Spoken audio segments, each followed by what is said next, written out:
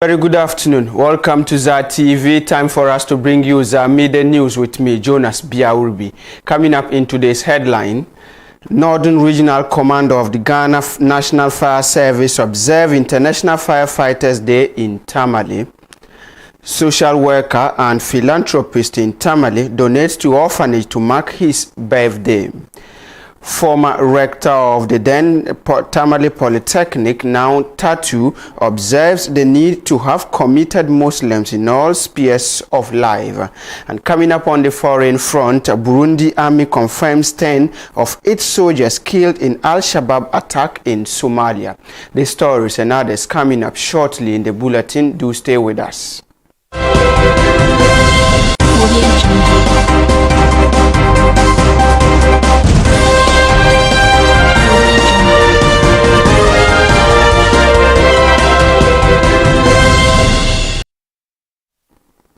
You can also from still ZA TV Ghana. Let's get started this afternoon. And the Northern Regional Commander of the Ghana National Fire Service has observed this year's International Firefighters Day in Tamily.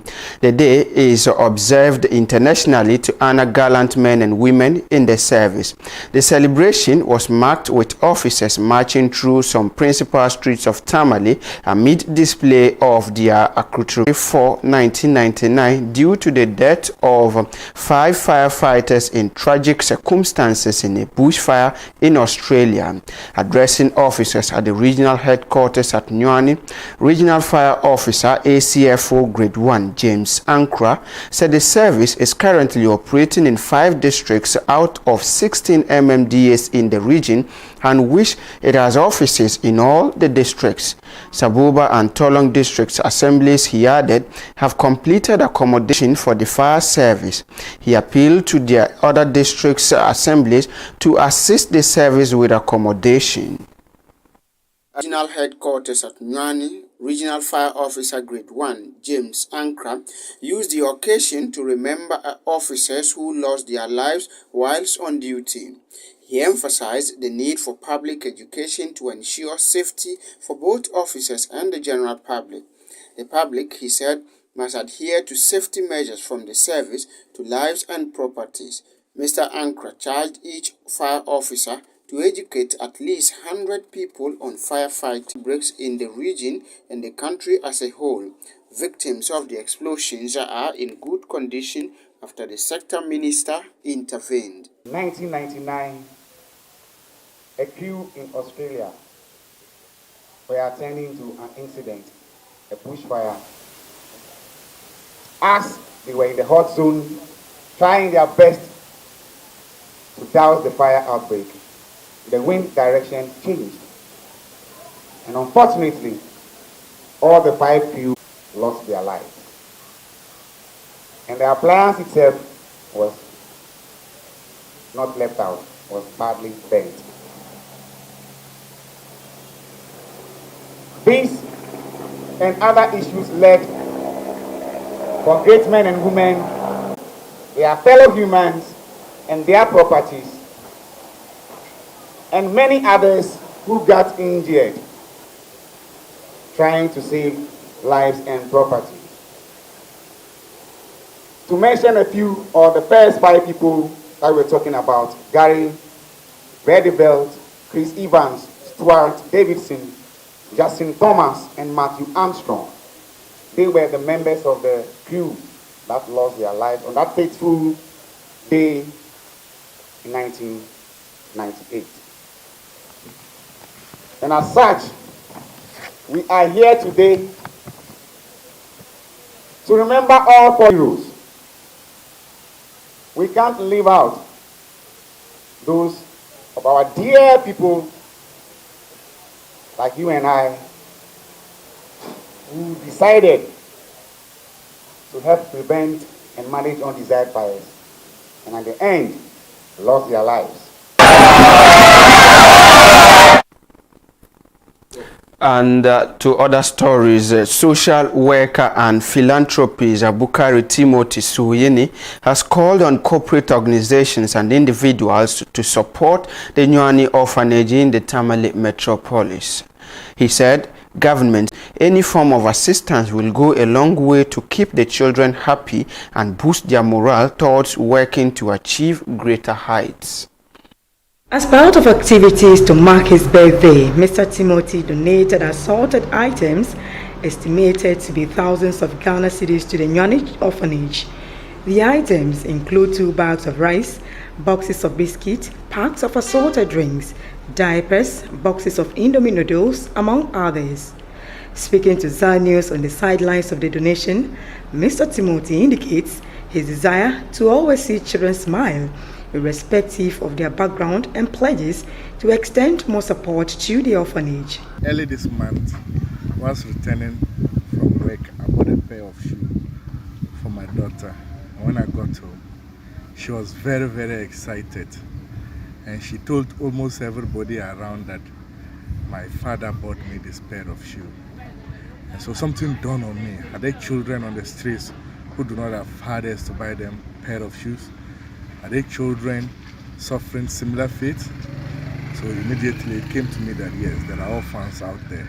Some people who might not have their father or their mother to be able to afford something for them. So I took it upon myself to put smiles on those children's faces. Generally, children are so dear to my heart, especially children who in one way or the other have parents. Growing up, I had both parents, but life wasn't easy for me. How about those who don't even have a parent at all? And that is why I took it upon myself to put smiles on the faces of little ones, especially those who in one way or the other have lost a relative. And that's my donation to the orphanage. When you go there, it is sad and I realized that we had more need. For instance, I was told of their play equipments, which I'm going to personally renovate for them this month. There are other challenges they have, so I want to encourage the general public. Any amount you have, you could use it to get foodstuffs, used clothes, anything you feel that the Lord is laying in your heart to help these little ones, you can go and support them. The manager of the orphanage, Janet Boahima Ansu, commended Mr. Timothy for his kind gesture to individuals and institutions to come to their aid. A Tamily-based celebrity and a musician, Ya Musa Abdul Yasser, known in the showbiz as Don Sigli, thrilled the children to his Wimpini and many other melodious songs to climax the occasion.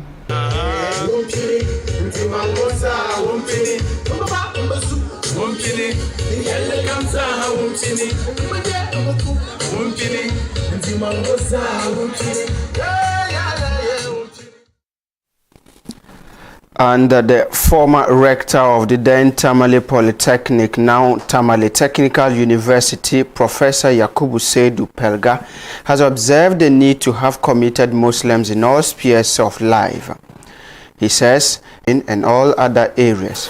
Professor Pelga, who was speaking at the grand finale of this year's WIDA quiz competition, urged Muslim students to take their studies serious in order to make up the future of Islam in the country.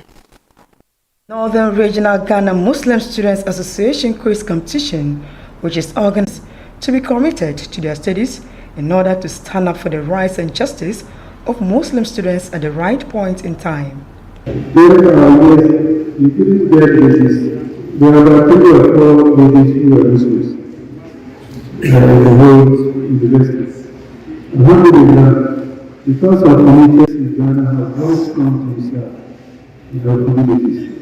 So we are looking up to new people to make up the future of Islam and of Islam in the country.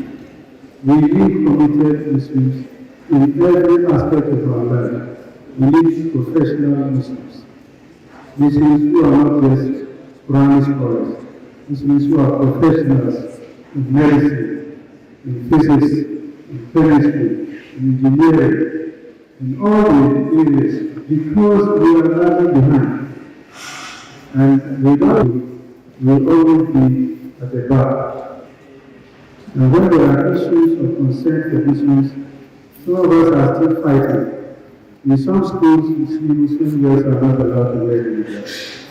Some schools, they don't allow them to fast and all those things. Some of us are still involved in fighting against this. But if you start at this level and you have serious commitment, inshallah, those things will be taken on the fast after you stand up with your business at the right point in time. The Northern Regional President of the Ghana Muslim Students Association, Al-Hassan Ahmed Hajjaj, told Zara News the annual competition is significantly impacting on the students' learning of their religion. We organize it to build unity among students and to promote learning from the individual different perspectives. So that is why we are basically trying to facilitate. So we dub it as a Wahda Islamic quiz competition, Jimsa. The Wahda here means is an Arabic terminology that simply means unity.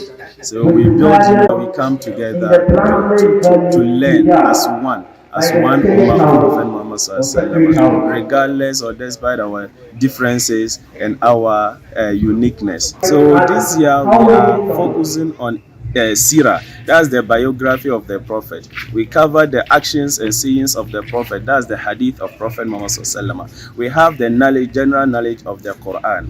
That is what we are covering. We have the Islamic jurisprudence. Basically, these are the 5 areas we are covering for now. The students commend JIMSA for the competition, saying it has given them the opportunity to associate and learn from colleagues. Competition is a great one, of course. It's not a competition for a winner or a loser.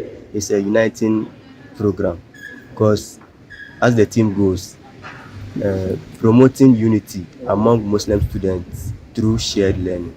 So this has brought a lot of talent out, because at the initial stages, we saw that a lot of them were having stage fright. They were lacking a lot of confidence. But as the program was proceeding, we saw that they are building upon their confidence, and then nothing else like stage fright was found in them. I joined this competition and I was also made a contestant. I've learned a lot because I ever did so, but my confidence level was so low, but not the same distance as our previous JHS. But the first distance that we had, and in this second, the grand final that we came for, now I realized that my confidence level has went high. You're still live here on Zara Media News, live on Zara TV. Now, let's bring you some stories across the borders of Ghana. Were injured and 5 are missing, while 20 Al-Shabab militants were killed. The army said in a statement. It was the first attack on a peacekeeping base since the AU transition mission in Somalia replaced the previous AMISOM force in April 1. AU forces sent in a helicopter gunships issue, military officials and witnesses said. A local military commander, Muhammad Ali, told AFP on Tuesday that the assault began with a car bombing before a furious firefight broke out. 2 Burundian military sources told AFP that 45 peacekeepers were reported as dead or missing, with 25 of anonymity, while a second source backed up the figures. Al-Shabab claimed responsibility for the attack, saying it had taken control of the camp and that 173 soldiers had been killed. The Al-Qaeda-linked Islamic insurgency against Somalia's fragile central government for more than a decade. And now, Togolese President Faure Gnassingbé welcomed Wednesday's Mali request of mediation. Abdoulaye Diop, Mali's foreign minister, conveyed President Colonel Assimi Goïta's request during a 2-day visit to Lomé. The militant authorities also asked for help after failing to convince regional partners to welcome their 2-year transition proposal. If ECOWAS demanded the holding of elections within a 12 to 16 months period, Malian authorities have so far refused despite pressure and sanctions, citing security concerns. Troops have seen fighting a jihadist insurgency in large portions of the territory. In 2013, the European troops, but the insurgency was never fully quelled and it extended in neighboring countries.